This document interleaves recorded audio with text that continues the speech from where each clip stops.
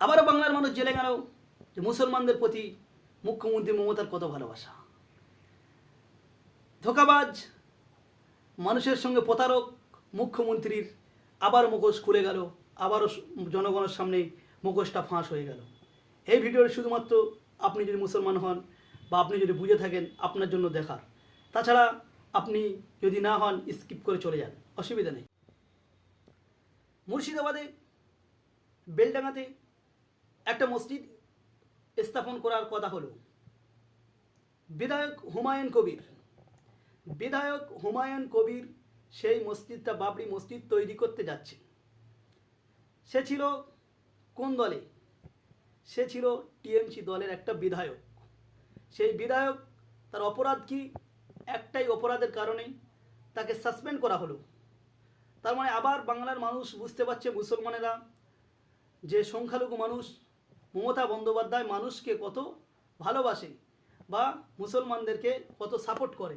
মুর্শিদাবাদের বহরমপুরে যখন গেল, সেখানে হুমায়ুন কবিরকে ডেকে প্রকাশ্যে সকলের সামনে তাকে সাসপেন্ড করে দেওয়া হলো। কিসের জন্য? তার দোষ ছিল, কি করেছে সে মুসলমানদের জন্য জাস্ট একটা বাবরির মসজিদ তৈরি করতে যাচ্ছে। সেই বাবরির মসজিদটা করা তার কি এত বড় অপরাধ ছিল যে দল থেকে তাকে সাসপেন্ড করতে হবে? হুমায়ুন কবিরকে আমরা সাসপেন্ড করছি দল থেকে। দলের সাথে তার কোনো সম্পর্ক থাকবে না, দলের সাথে তার কোনো সম্পর্ক থাকবে না। তার মানে বোঝাচ্ছে কি যে বাংলার জমিনে মুসলমানদেরকে নিজের পায়ের তলায় রেখে দেওয়ার চিন্তাভাবনা। কিন্তু মুসলমানেরা সময় এসে গেছে আপনাদেরকে নিজেদের দায়িত্ব হিসেবে নিজেদের ভোটগুলো, নিজেদের মূল্যবান মতামত নিজেদের দায়িত্ব হিসেবে করতে হবে।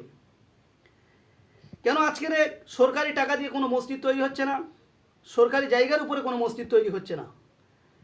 সরকারি টাকা নিয়ে অনেক কোটি কোটি টাকা দিয়ে আমাদের দিদি মন্দির তৈরি করেছে এবং একটা জায়গায় খুবই গুরুত্বভাবে সেই সব মন্দিরের ঘোষণা দিয়েছে।